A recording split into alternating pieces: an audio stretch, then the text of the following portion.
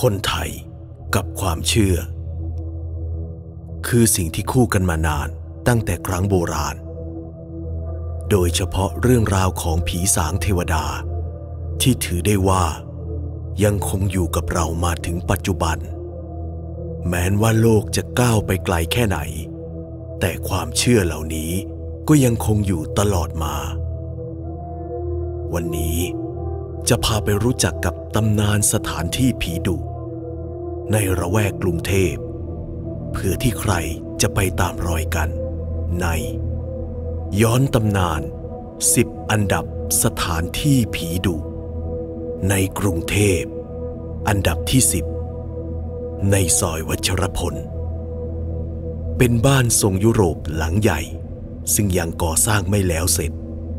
ถูกทิ้งร้างค้างคาอยู่ในสภาพเดิมเวลากลางคืนดูน่ากลัวชวนขนหัวลุกยิ่งและว่ากันว่ามีคนพบเห็นวิญญาณของชายหญิงและเด็ก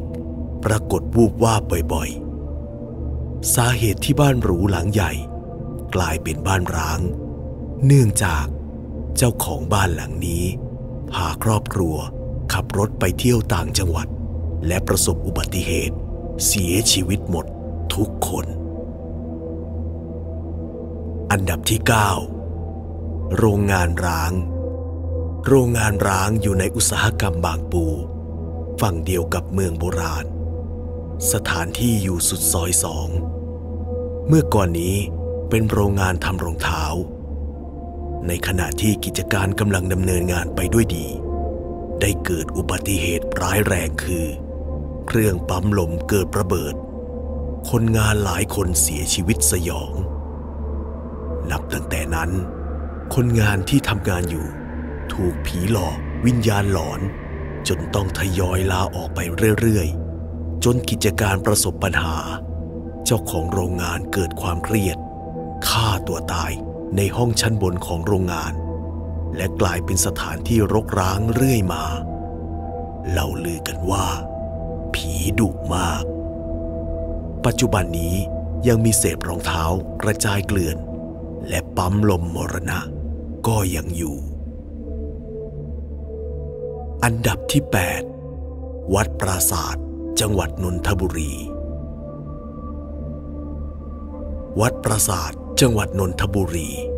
เป็นวัดเก่าแก่โบราณสร้างขึ้นในสมัยอยุธยาตอนกลางเคยขุดพบกำแพงเมืองรอบอุโบสถอายุ300ปีด้านหลังอุโบสถมีคุ้มเก่าแก่ชำรุดทรุดโทรมว่ากันว่าเจ้าของสถานที่คือพระนางอุษาวดีเทวีชาวบ้านระแวกนั้นเรียกว่าแม่และเจ้าแม่เวลากลางคืน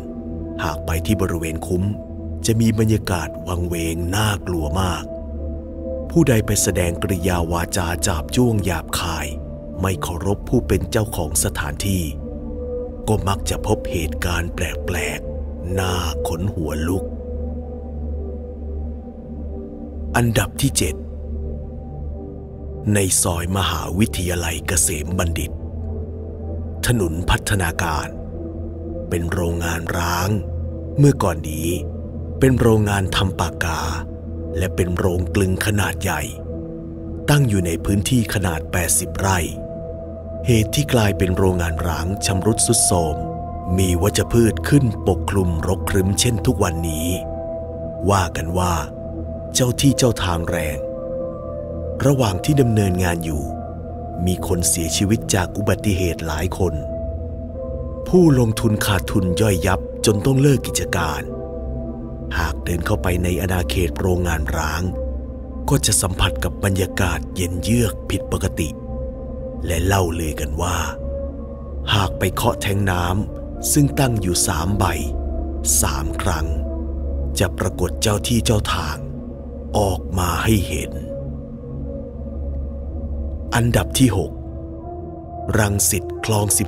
13จากถนนใหญ่เข้าไปประมาณ2 กิโลเมตรมีบ้านพักถูกไฟไหม้เกือบหมดทั้งหลังแต่ยังเหลือซากที่เป็นบ้านอยู่ข้อมูลบางกระแสเล่าว่ามีผู้หญิงตายอยู่ในกองไฟ บ้านหลังนี้อยู่ในสวนมะขามหวานแต่ถูกทิ้งให้รกร้างคนในระแวกใกล้เคียงต่างยืนยันกันว่าตอนกลางคืนจะได้ยินเสียงผู้หญิงกรีดร้องโหยหวนมาจากบ้านบ่อยๆพร้อมกันนั้นเคยมีคนเห็นผีผู้หญิงในบริเวณซากบ้านอีกด้วยอันดับที่5ในซอยรอดอนันต์ถนนสุขาภิบาล1เป็นบ้านร้างทรงไทยอยู่ริมบึงห่างไกลจากบ้านอื่นๆในระแวกนั้น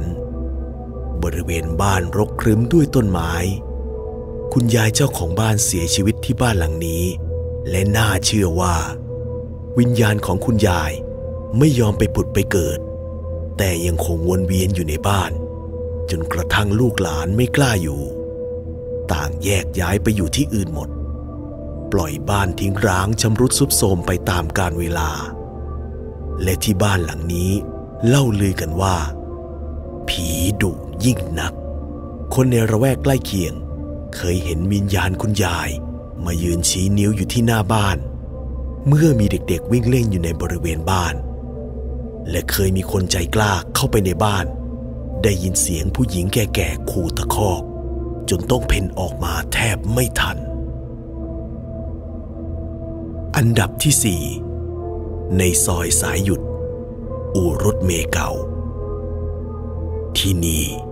เป็นสุสานรถเมล์หรือรถโดยสารประจำทางที่ประสบอุบัติเหตุร้ายแรงจนใช้การไม่ได้ซากรถเมล์แต่ละคันมีประวัติคนตายโหงคารถในสภาพสยดสยองมาแล้วและเป็นที่เล่าลือกันว่าอยู่ดีๆไฟในรถกลับเปิดสว่างขึ้นมาเองหรือมีคนมายืนโบกรถอยู่หน้าอู่แท็กซี่จะเข้าไปจอดรับก็หายไปบางครั้งก็มีคนวิ่งตัดหน้าแล้วหายไปดื้อๆอันดับที่3วัดมหาบุตรพระโขนงที่วัดมหาบุตรในวัดนี้ยังมีศาลย่านาคตั้งอยู่สืบเนื่องมาจากตำนานรักของแม่นาคพระโขนงที่รู้กันแพร่หลายเล่ากันว่าเมื่อแม่นาคออกอาละวาดหลอกหลอนจนชาวบ้านหาปกติสุขมิได้เจ้าพระคุณสมเด็จโตวัดประฆังได้มานำวิญญาณแม่นาคไปพร้อมกับกระดูกกะโหลกหน้าผากแล้วอบรมสั่งสอนให้รักษาศีลปฏิบัติธรรมในว่าแม่นาคเลื่อนภพไปเป็นเทพแล้วหากยังมีผีวนเวียนอยู่ที่วัดมหาบุตรคงมิใช่วิญญาณแม่นาคอย่างแน่นอนอันดับที่2ในซอยรามคำแหง32ลึกเข้าไปจะพบบ้านทรงสเปนหลังหนึ่งรูปทรงสวยสง่าน่าอยู่แต่บ้านนี้ไม่มีใครอยู่อาศัยนานกว่า20 ปีแล้วปล่อยให้ทิ้งร้างเก่าทรุดโทรมอย่างน่าใจหายประวัติของบ้านมีว่าเจ้าของบ้านเป็นชาวต่างชาติวันหนึ่งเจ้าของบ้านขับรถออกไปทำงานตามปกติที่บ้านมีสาวใช้อยู่เพียงคนเดียวมีคนร้ายไม่ทราบจำนวนซึ่งคงมาแอบสังเกตการอยู่นานพอสมควรได้ฉวยโอกาสเข้าปล้นและฆ่าสาวใช้ตายคาที่นับตั้งแต่นั้นมักจะได้ยินเสียงผู้หญิงร้องให้ช่วยดังโหยหวนน่าสยดสยองแล้วยังเห็นผู้หญิงซึ่งเข้าใจกันว่าเป็นสาวใช้ที่ถูกฆ่าตายเดินวนเวียนวูบวาบอยู่ในบ้านเจ้าของบ้านทนอยู่ไม่ไหวต้องย้ายไปอยู่ที่อื่นเล่ากันว่าหลังจากนั้นมีคนได้ยินเสียงผู้หญิงร้องให้ช่วยดังมาจากบ้านร้างบ่อยๆและมีคนเห็นผู้หญิงลึกลับยืนอยู่หน้าบ้านเป็นประจำเมื่อเข้าไปใกล้ก็จะหายวับไปกับตาอันดับที่1ผับสยองซานติก้าผับเอกมัยเหตุการณ์ไฟไหม้ส่งท้ายปีเก่าต้อนรับปีใหม่เกิดขึ้นที่ซานติก้าผับแห่งนี้ และได้มีผู้เสียชีวิตถึง63ศพและได้มีผู้คนค้นพบว่าที่ดินผืนนี้แต่ก่อนเป็นบ้านเก่าที่เคยมีคดีฆาตกรรมมาก่อนถือได้ว่าเป็นที่ดินอาถรรพ์และยังเล่าว่ากลางคืนยังมีคนได้ยินเสียงร้องโหยหวนและยังมีเสียงของการทรมานเจ็บปวดและนี่คือเรื่องราวของ10สถานที่ผีดุ